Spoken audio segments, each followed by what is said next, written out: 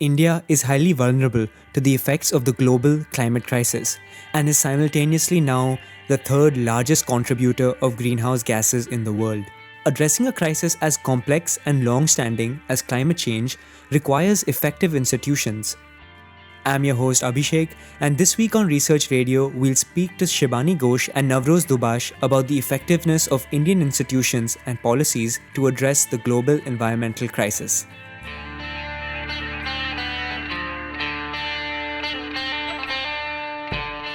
Shibani Ghosh is a fellow at the Centre for Policy Research and an advocate on record at the Supreme Court of India.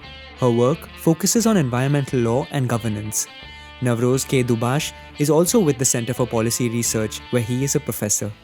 His work focuses on climate change, air quality, energy and water. He's played the role of researcher, policy advisor and activist for over 25 years. We'll be focusing on an EPW article written by Navroz and Neha Joseph. Neha could not join us for this interview, but Shibani and Navroz have co-written an expanded version of the EPW article on climate policy in India, and I've shared links to both articles in the description of this podcast. Thank you so much for joining us on the show, Shibani and Navroz. Thank you, Abhishek. Absolutely. We're very happy to be with you. Could you start by maybe telling us about what got you both interested in researching about institutions and policies designed to tackle the environmental crisis? My interest in environmental issues actually goes back, as it was for many people in my generation, to Narmada Bachao Andolan and the fight against large dams back in the late 80s and through the 1990s. I had the opportunity to hike through the Narmada Valley with some activists, and it made me realize that a lot of environmental damage was happening in the name of development. So while we all historically thought of development as a good thing, a lot of times there were environmental costs to it, and we didn't have the structures in place, the institutions in place, the rules and laws in place to really balance the trade-off between those two things. So that's really what got me interested in this area at quite a young age, really. So I'm trained as a lawyer, and so through my training, I was able to see the black letter of law.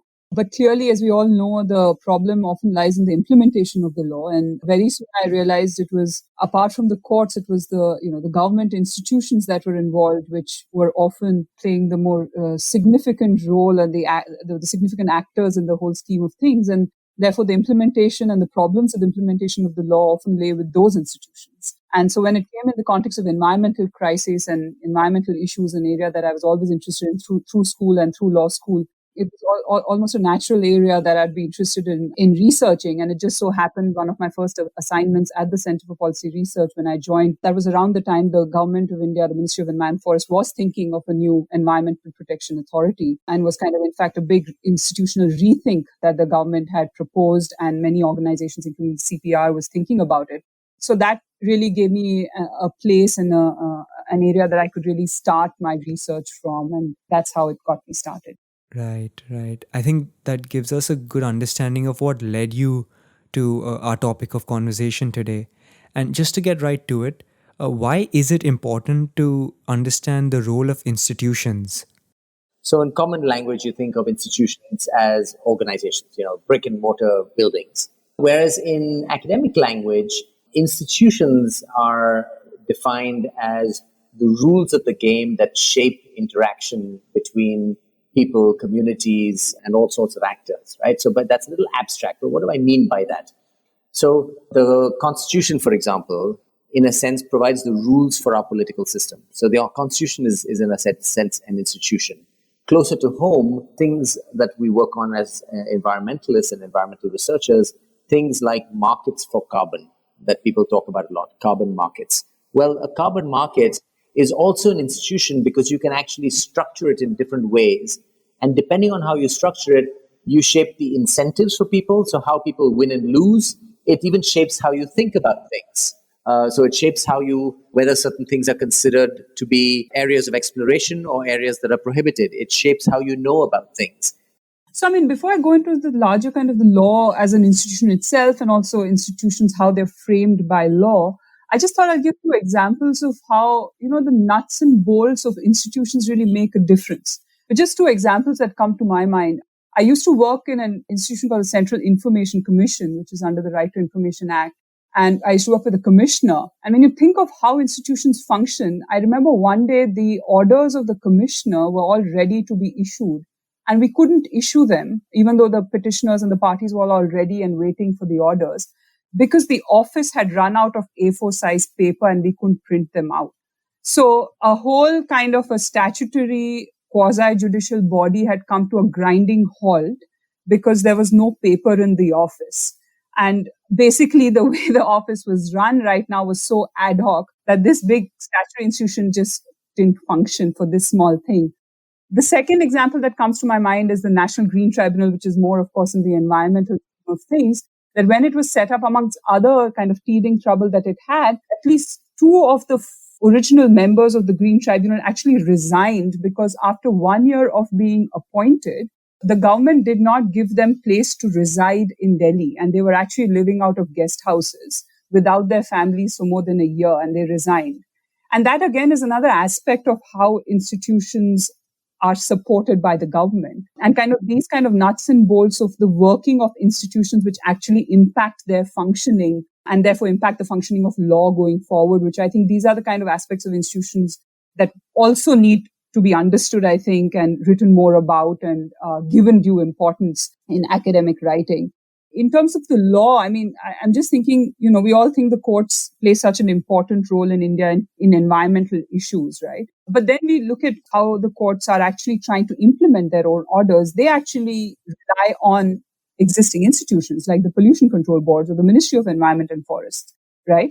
And do these institutions have the capacity to implement what the courts are asking them to do is a big question. And the answer is a definite no in most cases. I'll wrap up with just a couple of figures that I came across in a recent order of the National Green Tribunal. And this, the MOEF, the Ministry of Environment, Forest and Climate Change, said it on affidavit. It's basically said that given its current monitoring capacity, all the projects it's given clearance in the last 6 years, it can visit it once in 4.5 years. So given the capacity of the ministry, the number of projects it's giving clearance will only be monitored once in 4.5 years. I mean, that's the institutional capacity we have, and that's what the court's actually trying to rely on to implement any form of law and order. That's quite frightening. And circling back to your research in particular, I noticed that you use several different methods. Could you unpack maybe one or two other experiences from your fieldwork that were particularly insightful? I mean, for example, some of the sorts of things that we are able to get at is the extent to which some of the bodies that are aimed at climate institutions are really focused on less on internal decision making and more on trying to make sure that India's international position is consistent with a certain sort of understanding. And even bodies like in the Ministry of Finance, one of the interesting things we found over the course of this work is that more and more government bodies, so not just Ministry of Environment, but also bodies like Ministry of Finance, Urban Development, Power, and so on, have now cells in them that focus on climate change. So what's interesting is that the Climate Change Finance Unit in the Ministry of Finance is less focused on how do you raise and allocate money for domestic carbon mitigation or adaptation to carbon risk, and more focused on how do you access money from overseas bodies such as the Green Climate Fund. So not enough attention really to what is going on within the country. Still very much kind of an outward-focused diplomatic view of climate change rather than an inward-focused development view of climate change. So as you can see, our work was basically trying to understand what is the capacity of the ministries and departments, Ministry of Environment included, of course, but other departments as well, to address or to engage with climate change related issues. And one of the research methodologies we employed was to file right to information applications and try and get data out of various ministries and the PMO, and to understand, what were the minutes of the meetings, how many meetings were held between different committees that had been set up specifically for the purpose of, climate change related issues. And some of the responses we got were hilarious. I mean, hilarious if they weren't so sad. Because, for instance, we asked the Prime Minister's office, and this is a very important government organization and certainly knows the RTI Act well. One of the questions was very straightforward, which is that dates on which the Prime Minister's Council on Climate Change had met. since Constitution to 2017. So this is meetings that have already been held. Just give us the dates on which the meeting was held. And the reply we got from the Prime Minister's office was this: the information sought is very vague and open-ended and would require disproportionate diversion of our resources to respond to. So another question we asked was, could you give us copies of minutes of meetings held previously? And they just refused, saying that these are cabinet papers which are exempt from disclosure, which was a completely equal application of the exemption available under RTI. And interestingly, one that our colleague Neha Joseph had asked the same question few years ago, and a different official had given her all the information. And the ministry subsequently denied us that information. But a lot of the information that we did get in terms of understanding the human resource availability and all, actually we got it more from personal interviews, which some of the officials in the ministries were agreeable to, and giving us numbers of people who are working in specific ministries. But apart from that, kind of, we were, websites of ministries in 2019-20 are still way outdated than, you would like. Right. I was quite curious about this part of your article where you write, quote, climate policy making in India is a complex business because India carries multiple climate identities.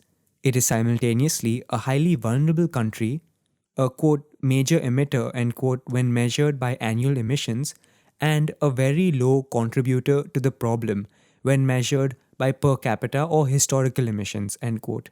What are some ways in which these identities have affected India's climate policy? Ambassador Sham Saran, who used to be our lead climate negotiator, has a wonderful phrase. He calls India a premature power. And that captures really the kind of almost two-sided kind of view of India. On the one hand, because we are a very poor country and because we haven't contributed very much to emissions, most of our diplomatic effort historically has been focused on asking other countries to do more and saying there's really very little we can do, we have to develop first. What has also happened is that because that is absolutely true, but because India is also a large country, we are the third largest emitter in the world now in terms of individual countries, not counting the European Union, which is a block of countries. And so if you're going to solve the climate change issue, then the third largest emitter has to also be part of doing something. I should say that we are third to the US and China, who are much larger than India is. But nonetheless, if the third largest emitter says, look, we need more time, then what happens to the fourth, fifth, sixth, and so on down the line? So over time, I think that's part of the argument. But the other part of the argument is that because India is so vulnerable, it's in our own interest to try and have the world collectively do something about this problem. So we need to be on the side of a virtuous circle. Now, I have to say that this trade-off between development and climate mitigation has become less of a challenge in recent years because of one significant development, which is the rise of renewable energy.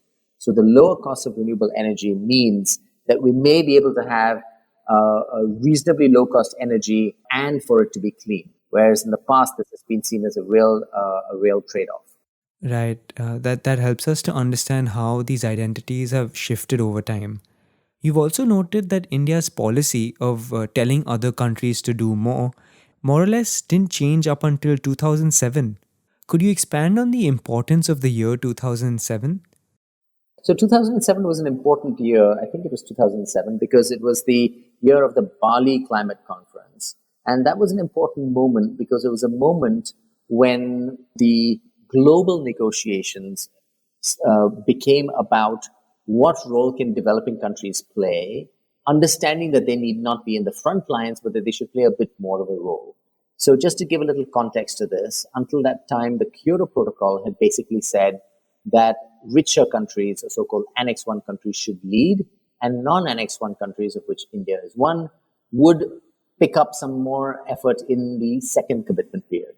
Until that point, India argued successfully that the main legal principle that should come into play was the principle of common but differentiated responsibility and respective capabilities. Now, this is a mouthful, but what it really means is, yes, we're all in this together, but some countries have more of a responsibility, differentiated responsibility. The core of India's negotiating approach was to defend the principle in international law and in practice.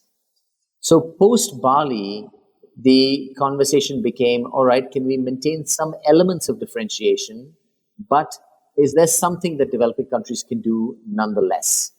And this became a very heated battle where Indian negotiators said, no, we have to maintain a very hard fealty to that principle. In the 10 years that followed of negotiations have really been about a process where that principle has slowly been interpreted in ever more flexible ways. But until that point, it was all about defending this principle of common but differentiated responsibility. And so in that sense, as long as you had that diplomatic position, you were able to insulate your domestic decisions. So that's what I mean by saying it was primarily a foreign policy issue, because you had, in a sense, a bulwark against global pressure. Right, right. I think that segues nicely to, unpacking what happened the following year, which we already know in retrospect, was when the government released the National Action Plan on Climate Change. So this was a moment, as I said, with the Bali Action Plan, where pressure was ramping up on India.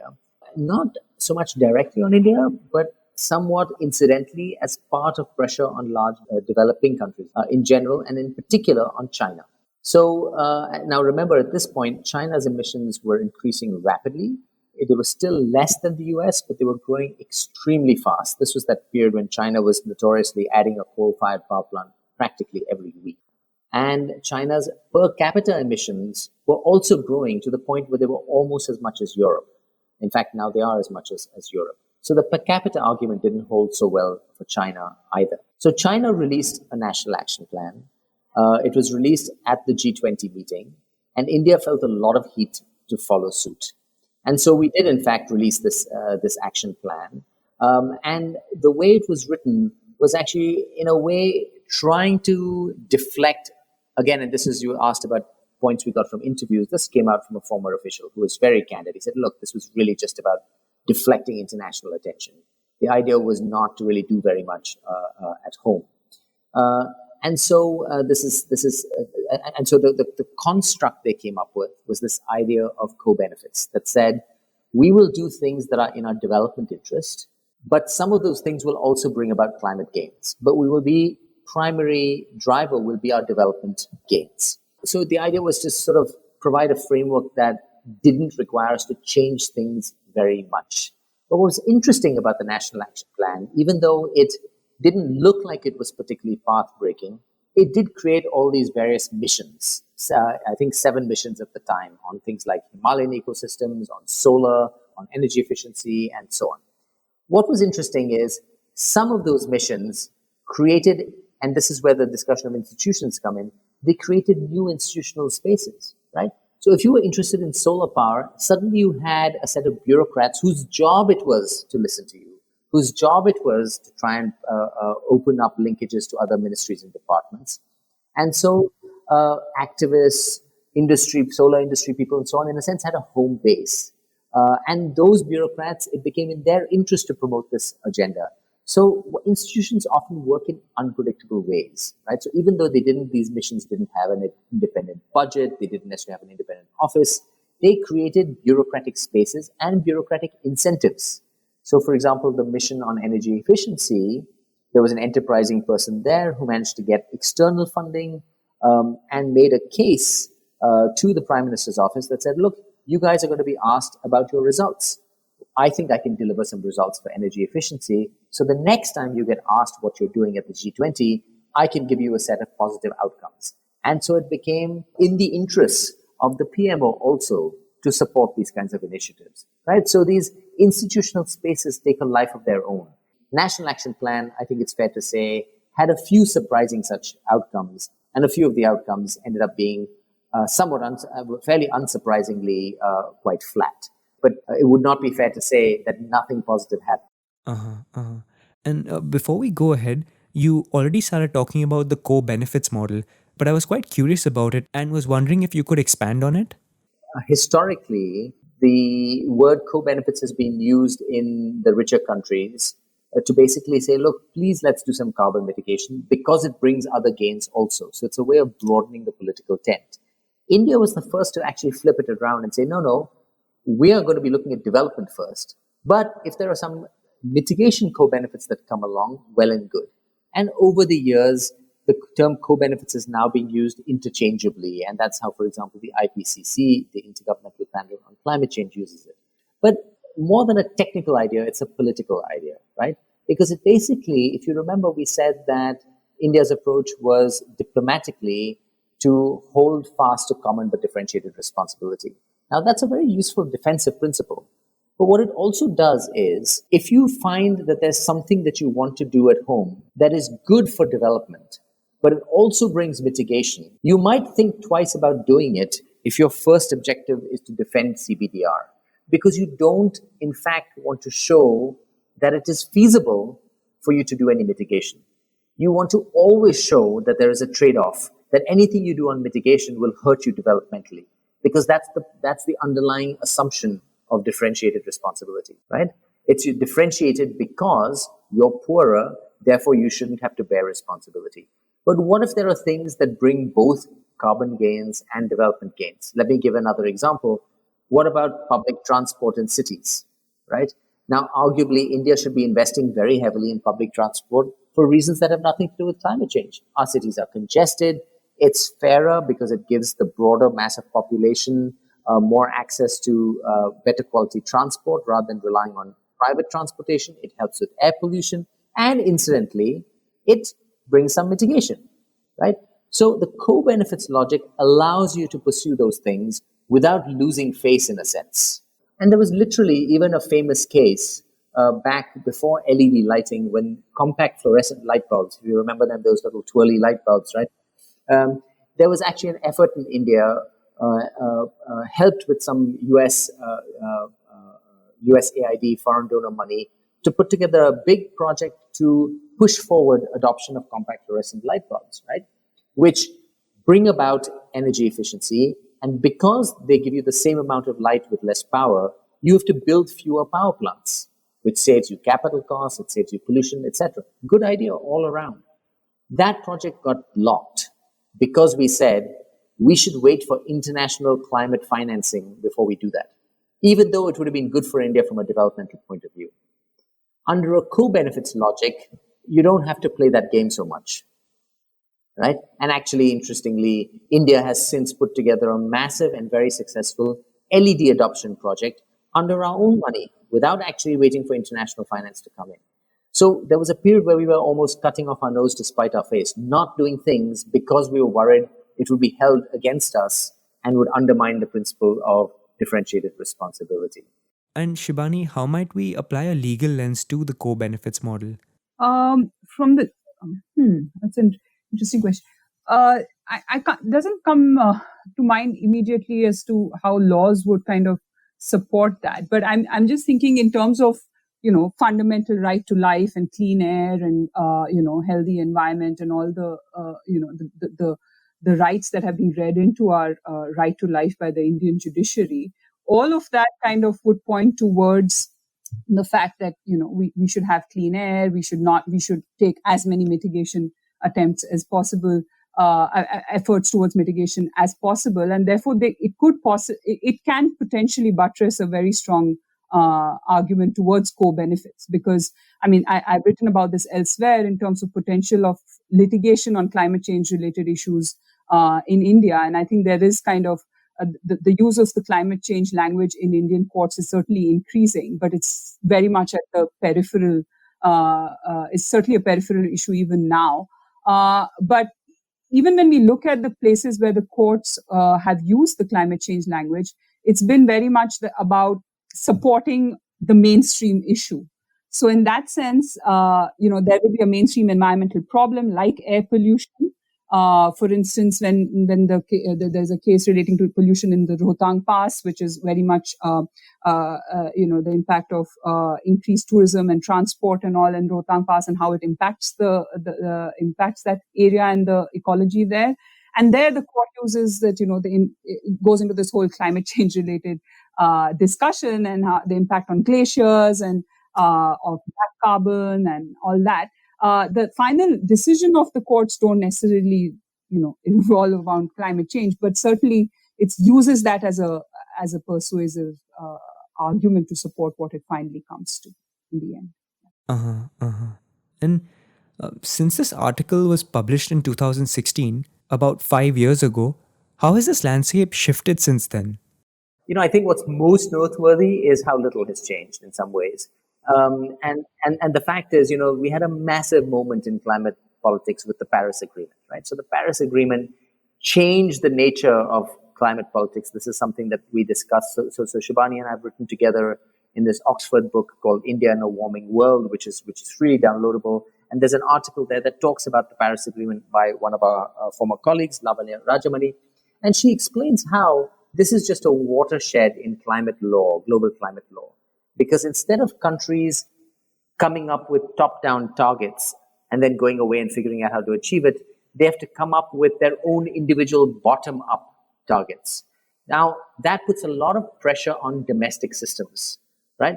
You have to figure out what works for you in your country. And the phrase that is used is nationally determined contributions to climate mitigation and adaptation. So you have to have a way of determining that.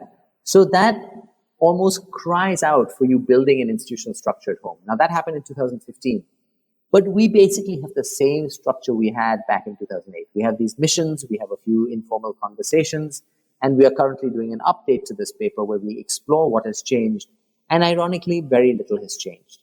So although India has actually pledged to come up with these contributions every 5 years, we haven't really built an institutional machinery to do that. And I think the time really is ripe for us to do so. No, it just occurred to me that, in 2015, when the ministry was renamed with Ministry of Environment, Forest and Climate Change, one would have thought that would have kind of, moved the agenda forward with more vigor. But as Navroz mentioned, that's not, that it's how little has changed since. So just the fact that the name of the ministry changed didn't unfortunately reflect much in the actual, institutionalization of climate change related thinking or processes or India's kind of response to it in any way as one would have hoped that it would.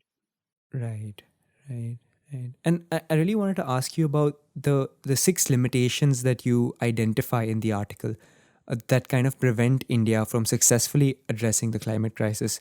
Could we expand on maybe one or two that we've not covered as much? I'll list them really quickly. So, ad hoc decision making, short lived institutions, coordination issues, a limitation of knowledge production, limitation of capacity within individual governmental organizations, and lack of public consultation. The lack of public consultation, not only in terms, of course, the article and then the chapter, we're talking about climate change related policies and institutions. Just in terms of how the NAPCC was formulated and, design formulated and then issued, and then subsequently the NDC. What was the process of consultation? I think is very important to understand. Who were the institutions involved? Who were the stakeholders who were consulted? I think those kind of understanding what is the level of openness in the government to research and thinking outside the government and how they're able to adapt to it or kind of take to it or take to criticism in that sense. I think that's a very important issue. And the level of public consultation, not just in climate change related issues, but more broadly in environmental governance in India and environmental regulation. Most recently, we've all seen how the draft EIA notification 2020 and what kind of consultation the government is allowing for that during lockdown. So I think transparency, openness in institution buildings and how institutions function is an extremely critical part. Part of understanding how a country responds to issues like climate change. And I think there is, there's a lot to be said. As I started when we started, I told you about how the PMO responded to a simple right to information application about meetings that it had already conducted. That's a very small example to how transparent a government organization should be. Two, how does it come up with a NDC, or how does it come up with the NAPCC, or how does it set targets for itself? I think those are important questions to be thought about, written about. Yeah, I just want to complement that in a couple of ways. So, I mean, first on the consultation process, Shibani sort of talked about it in the context of, for example, the environmental impact assessment and the notification. I think there's another sort of dimension to that as well, right? So you want transparency so that it can foster accountability, but you also want porous and open processes because it makes those processes richer and more likely to succeed.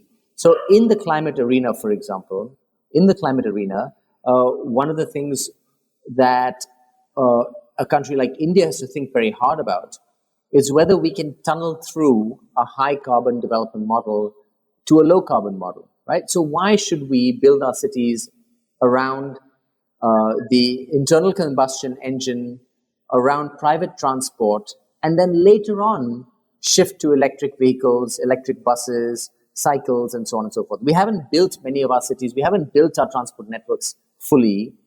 Why can't we go straight to, say, an electric vehicle future focused on public transport? Now, if you're going to do that, that's a very big transition, right? You have to have a lot of players who can shape the nature of that transition. You need the vehicle industry.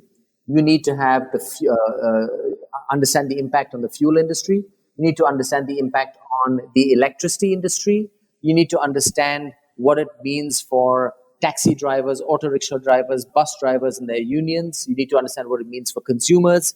So if you're going to bring about this transition in ways that take account of all the information and knowledge as well as all the interests, you need to have processes that are deliberative and open, right? So for example, many countries do things like put out white papers to speculate on a big transition, invite comments, and only then design a policy.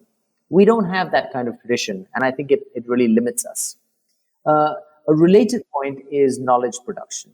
So as I said, India now has to put out these 5-yearly pledges, right, as to how much we can do. Those pledges are typically informed by modeling studies. Most governments have in-house modeling capacity, or they have technical people they can resort to. The way India does it, which is not necessarily a bad way, is we rely on outside research institutes, think tanks who are contracted to do these studies. In the early years, those were kept completely secret. As time has gone on, the government has in fact opened up a bit more. They have brought in outside experts. I sit on a couple of these committees. We give feedback. There's a bit of conversation with the government. It's still not as open and transparent as I would like, but we've moved in the right direction. But we have to build the capacity for this. And within government, we simply don't have the modeling capacity even to interact properly with the modelers, right? You don't have to be a modeler, but you have to be able to ask informed questions of the modelers. We need to have people who over time build that capacity. And frankly, even though we have very, very smart people in government, they're all incredibly overwhelmed. So one individual, which is another theme we talk about in the paper, one individual might be managing, several missions, several state action plans, international negotiations, all sorts of things, all in the body of one joint secretary. So this makes it actually very, very challenging to have thoughtful and well-informed decision making.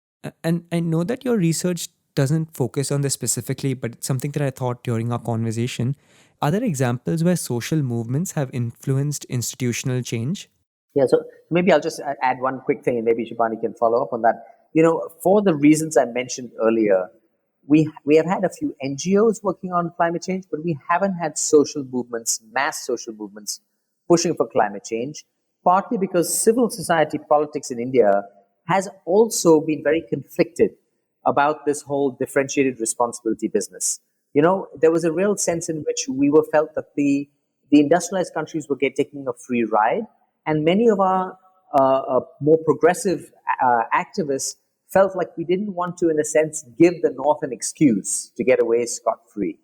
Again, with the co-benefits argument, it has led to more civil society organizations being willing to engage on climate change because it doesn't necessarily imply a trade-off with development. But it's only now that we're starting to see youth movements and so on and so forth engaging with climate change. And I said my roots are in the Narmada Bachao Andolan, but we haven't had that kind of mobilization. But in general, as the Andolan shows, so the Andolan was very much part of a larger push that led to the rethinking about our laws on resettlement, right? So we have definitely experienced where social movements have been extremely powerful, but for the reasons I explained, we haven't had that kind of focused social movement in climate change just yet. There have been kind of groups getting together on specific laws or issues and pushing back on, and and we see more and more of that happening now as the government is trying to dilute many of the environmental laws and regulations that are already in place. And I'm just thinking, I mean, the kind of environmental disasters that we've seen recently, and we're kind of getting together around that and pushing for some form of action from the government.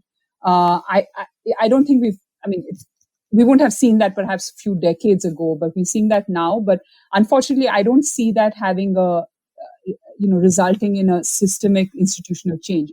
It results in ad hoc reactions from the government, where the government or the courts would declare compensation or penalty amounts are awarded. But I don't see a kind of a systemic change coming through, which would ensure that future such accidents are prevented or people are deterred from committing these kind of violations. I think a lot of the groups that are working on forest conservation and for the long term, not just specific for pieces of land, I think they are starting to use the climate language also in their advocacy and their activism, and talking about how forests are carbon sinks and how India should play a more important role in increasing its forest cover rather than losing its forest cover. So I think that language is perhaps now creeping into these movements, but I mean, as I said, creeping in may not be the focus of the language that they're using. And is there a way that environmental policies can take a holistic view of the impact on vulnerable communities, the human impact of the environmental crisis that should be considered? Well, actually, it just occurred to me that, this distinction between the government's approach to adaptation and mitigation is perhaps, we didn't spend much time on that here, and we haven't spent much time on that. I mean, it's in terms of institutions, most of the work has been more on the mitigation side of it. But Abhishek, what you're saying, in terms of the human impacts, I think a lot needs to be done on the adaptation side, I think. Which that also would require a lot of interagency coordination with different, even more ministries involved, and not just ministries, local governments, state governments, all of that would have to get involved in that kind of adaptation related measures. And I don't think we are there yet. I don't think the government is thinking at that level of coordination. I think the government is aware of what we're in for, but my understanding, it's not, certainly its response has not been so far in terms of institutionalizing these things proportionate to the kind of crisis that we are already in and are likely to face. And a last question that I have, and it's a little more future looking, and it's about the unanswered questions that you're continuing to investigate in your future work. So that work in EPW has led us to do a much more systematic study across 8 countries of how they are institutionalizing climate governance for developed countries, for developing countries.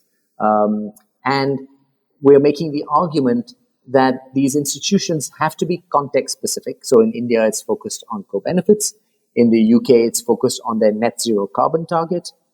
In the US, it's driven by the fact that they keep having administrations that are alternately in favor of and then against climate policy making.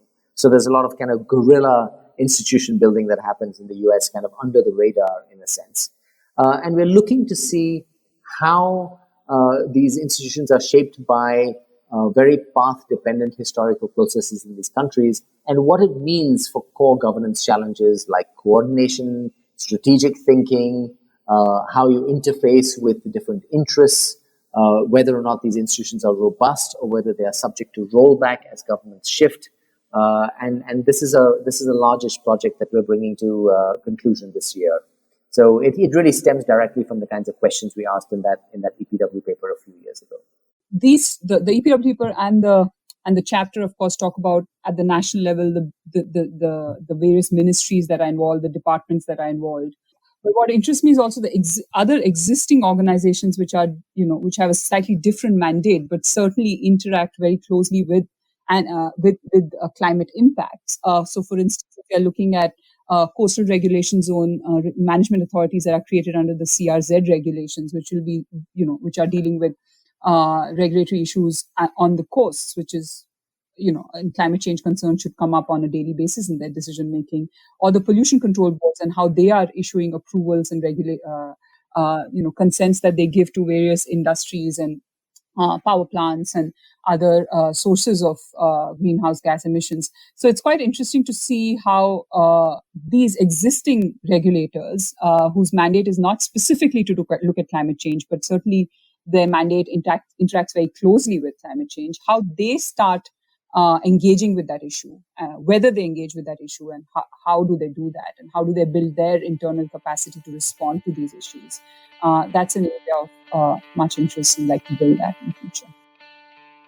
Navroz and Shibani, thank you so much for sharing granular details of how Indian institutions are attempting to deal with the climate crisis.